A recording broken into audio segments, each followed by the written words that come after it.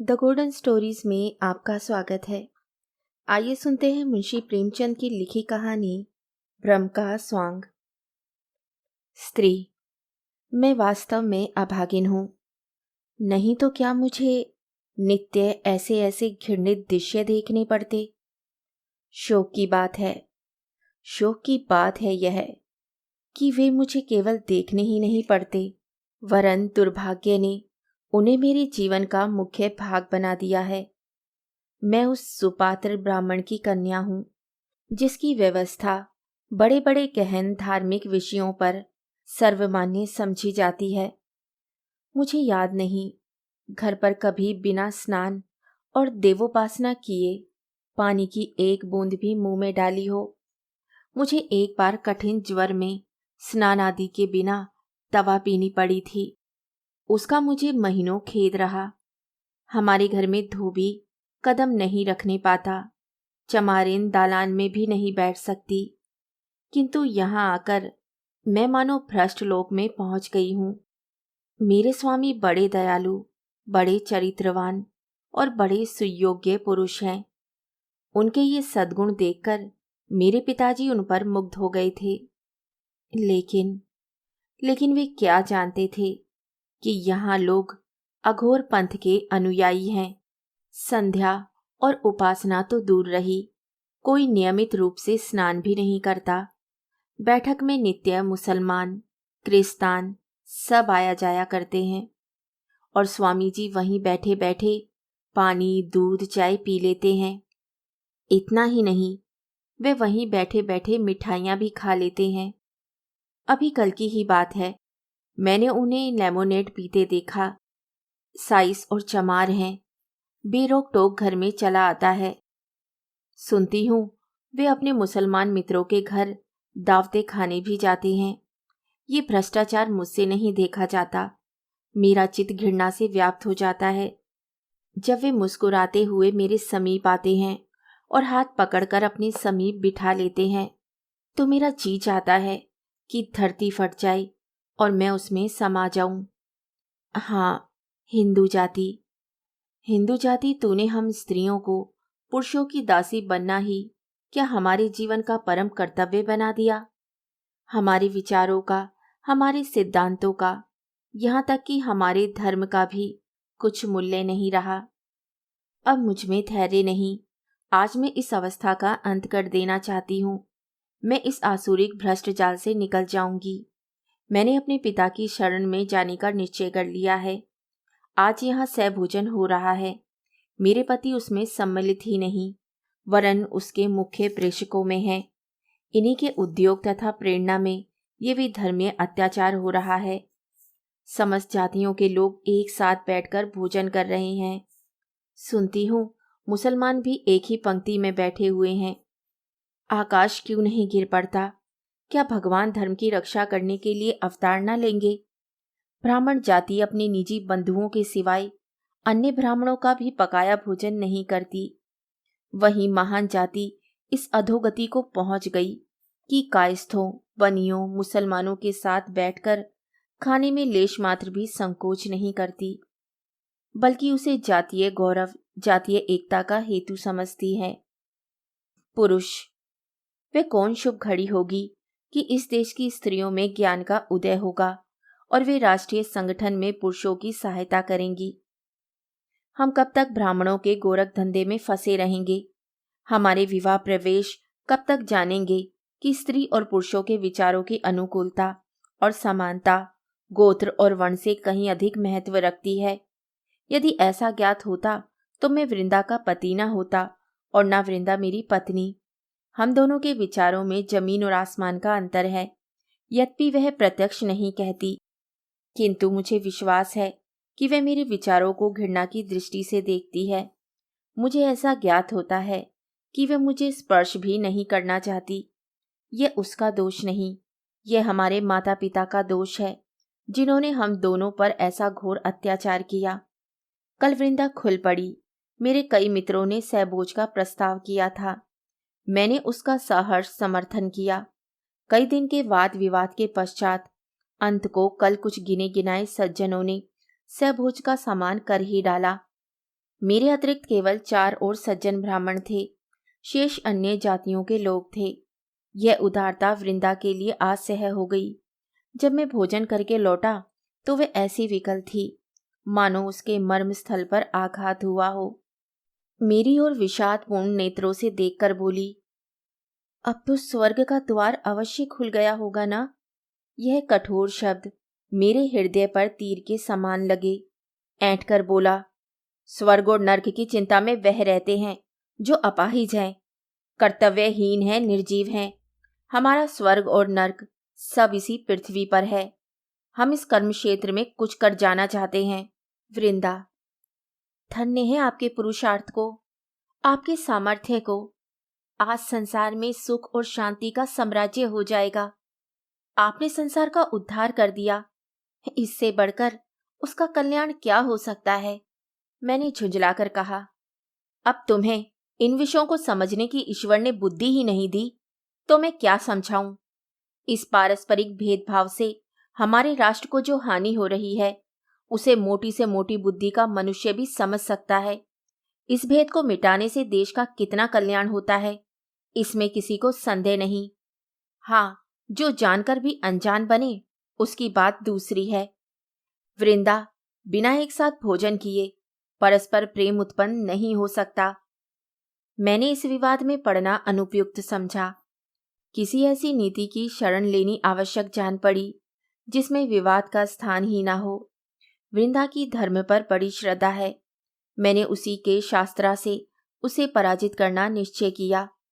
बड़े गंभीर भाव से बोला, वृंदा, यदि असंभव नहीं तो कठिन अवश्य है, किंतु सोचो तो ये कितना घोर अन्याय है कि हम सब एक ही पिता की संतान होते हुए एक दूसरे से घृणा करें, ऊंच नीच की व्यवस्था में मग्न रहें। ये सारा जगत उसी परमात्मा का विराट रूप है। प्रत्येक जीव में उसी परमात्मा की ज्योति आलोकित हो रही है। केवल इसी भौतिक पर्दे ने हमें एक दूसरे से पृथक कर दिया है। यथार्थ में हम सब एक हैं। जिस प्रकार सूर्य का प्रकाश अलग अलग घरों में जाकर भिन्न नहीं हो जाता, उसी प्रकार ईश्वर की महान आत्मा पृथक पृथक जीवों में प्रविष्ट होकर मेरी इस ज्ञान वर्षा ने वृंदा के शुष्क हृदय को तृप्त कर दिया। वे तन्मय होकर मेरी बात सुनती रही। जब मैं चुप हुआ तो उसने मुझे भक्ति भाव से देखा और रोने लगी। स्त्री, स्वामी, आपके ज्ञानोपदेश ने मुझे सजग कर दिया। मैं अंधेरे कुएं में पड़ी थी। इस उपदेश ने मुझे उठाकर पर्वत के ज्योतिर्गमय शिखर पर बिठा दिया। मैंने अपनी कुलीनता से, छूटे अभिमान से, अपने वर्ण की पवित्रता के गर्व में कितनी आत्माओं का निरादर किया। परमपिता, तुम मुझे क्षमा करो। मैंने अपने पूज्यपाद पति से इस अज्ञान के कारण जो अश्रद्धा प्रकट की है, जो कठोर शब्द कहे हैं, उन्हें क्षमा करना। जब से मैंने ये अमृतवाणी सुनी है, मेरा हृदय अत्यंत कोमल हो गया है। नाना प्रकार की सदकल्पनाएं चित्त में उठती रहती हैं। कल धोबिन कपड़े लेकर आई थी। उसके सिर में बड़ा दर्द था। पहले मैं उसे इस दशा में देखकर कदाचित मौखिक संवेदना प्रकट करती अथवा मेहरी से उसे थोड़ा तेल दिलवा देती, पर कल मेरा चित्त विकल हो गया। मुझे प्रतीत हुआ मानो ये मेरी बहन है। मैंने उसे अपने पास बिठा लिया और घंटे भर तक उसके सिर में तेल मलती रही। उस समय मुझे जो स्वर्गीय आनंद हो रहा था वह अकथनीय है।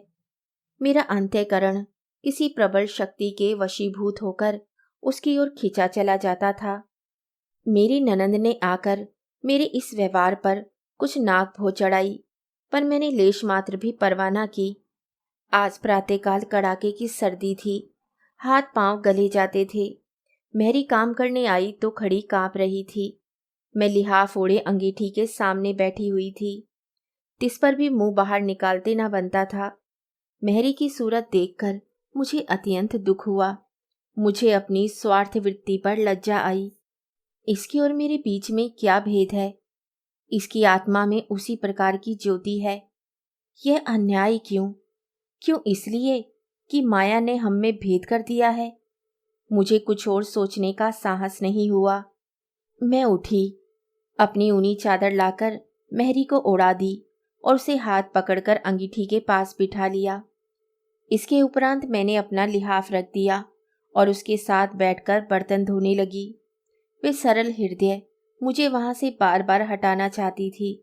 मेरी ननंद ने आकर मुझे कौतूहल से देखा और इस प्रकार मुंह बनाकर चली गई, मानो मैं क्रीड़ा कर रही हूं।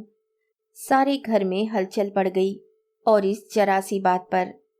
हमारी आंखों पर कितने मोटे पर्दे पड़ गए हैं। हम परमात्मा का कितना अपमान कर रहे हैं। पुरुष कदाचित मध्य पथ पर रहना नारी प्रकृति ही में नहीं है, वे केवल सीमाओं पर ही रह सकती है।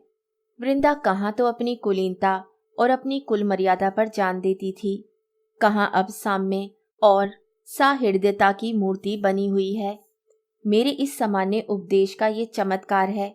अब मैं भी अपनी प्रेरक शक्तियों पर गर्व कर सकता हूँ। मुझे उसमें कोई आपत्ति नहीं है कि वे नीच जाति की स्त्रियों के साथ बैठे, हंसे और बोले, उन्हें कुछ पढ़कर सुनाए, लेकिन उनके पीछे अपने को बिल्कुल भूल जाना मैं कदापि पसंद नहीं कर सकता। 3 दिन हुए मेरे पास एक चमार अपने जमींदार पर नालिश करने आया था। निसंदेह जमींदारों ने उसके साथ जाति की थी, लेकिन वकीलों का काम मुफ्त में मुकदमे दायर करना नहीं। फिर एक चमार के पीछे एक बड़े जमींदार से बैर करूं, ऐसे तो वकालत कर चुका। उसके रोने की भनक वृंदा के कान में भी पड़ गई। बस वह मेरे पीछे पड़ गई कि उस मुकदमे को जरूर लो।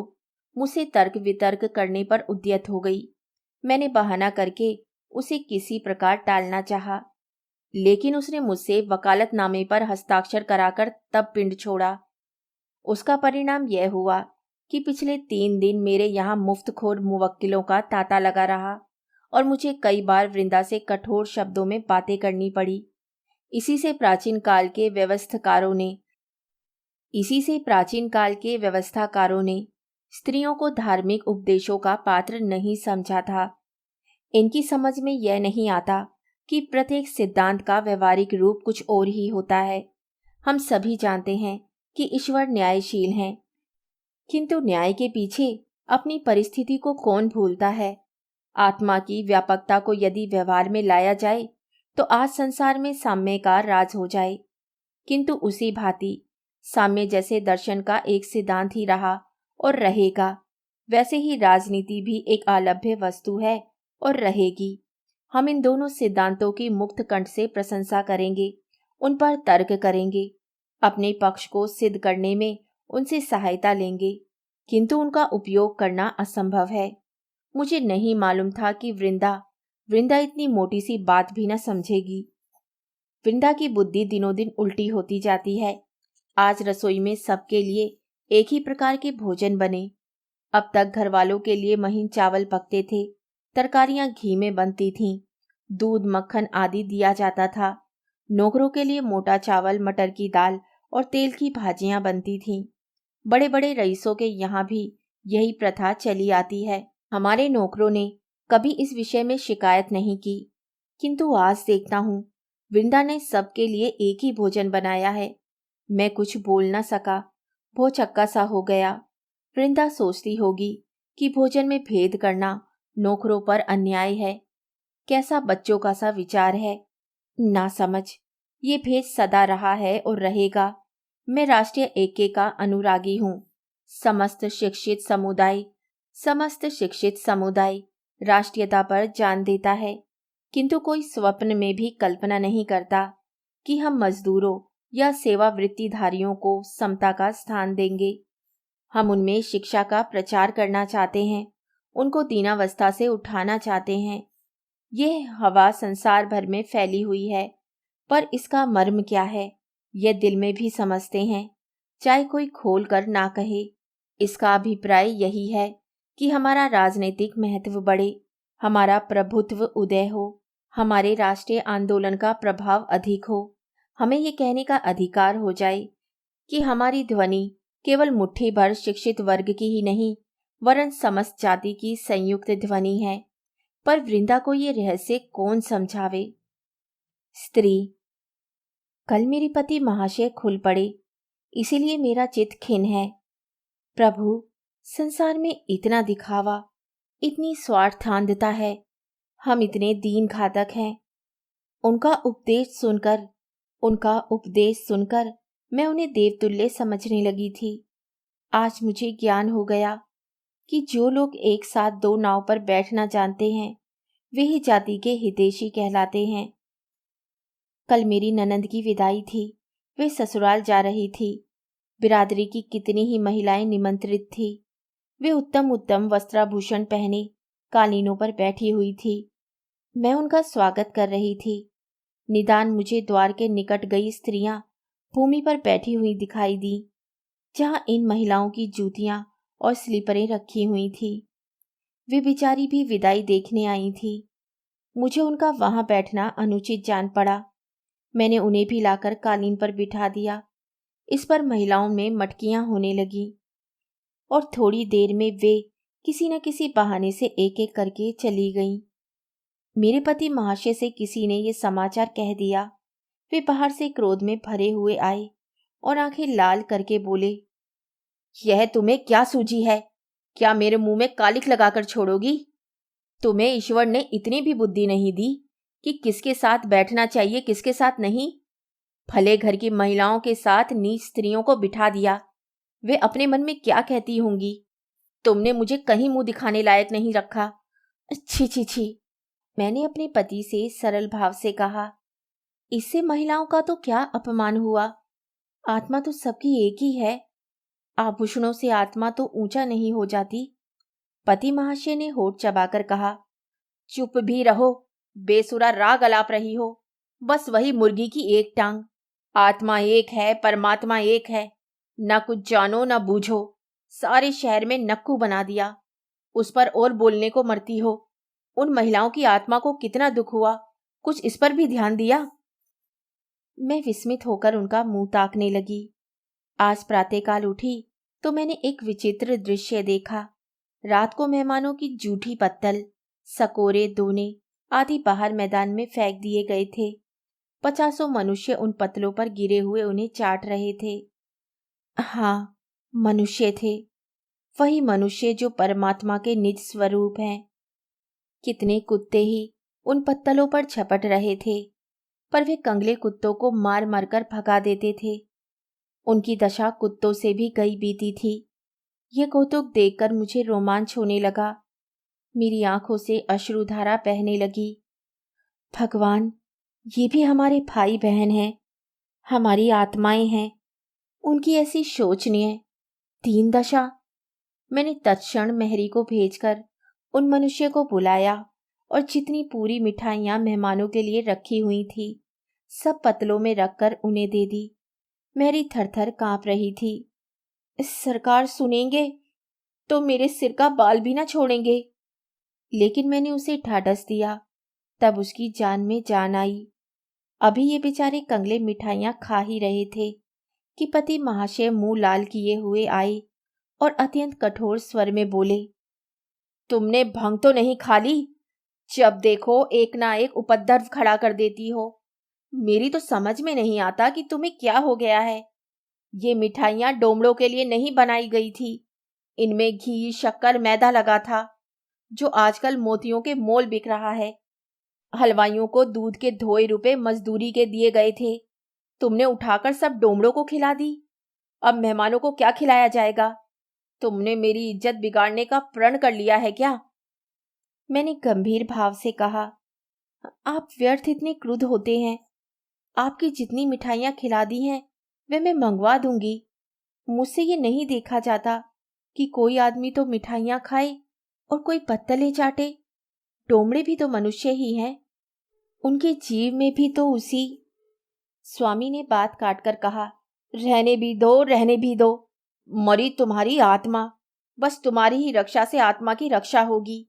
यदि ईश्वर की इच्छा होती कि प्राणी मात्र को समान सुख प्राप्त हो तो उसे सबको एक दशा में रखने से किसने रोका था? वह ऊंच नीच का भेद होने ही क्यों देता?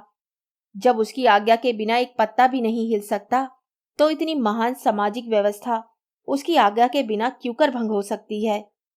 जब वह स्वयं सर्वव्यापी है तो वे अपने ही को ऐसे ऐसे घृणोत्पादक अवस्थाओं में क्यों रखता है? जब तुम इन प्रश्नों का कोई उत्तर नहीं दे सकती तो उचित है कि संसार की वर्तमान रीतियों के अनुसार चलो। इस बेसिर पैर की बातों से हंसी और निंदा के सिवाय और कुछ लाभ नहीं। मेरे चित्त की क्या दशा हुई वर्णन नहीं कर सकती। मैं अवाक रह गई। स्वार्थ, हाँ, माया, अंधकार, हम ब्रह्म का ही स्वांग बनाते हैं। उसी क्षण से पति श्रद्धा और पति भक्ति का भाव मेरे हृदय से लुप्त हो गया। ये घर मुझे अब कारागार लगता है, किंतु मैं निराश नहीं हूँ। मुझे विश्वास है कि जल्दी या देर ब्रह्म ज्योति यहाँ अवश्य चमकेगी और वे इस अंधकार को नष्ट कर देगी। कहानी सुनने के लिए धन्यवाद। तो इसी के साथ मैं आपसे विदा लेती हूँ और कल फिर मिलती हूँ एक नई कहानी के साथ।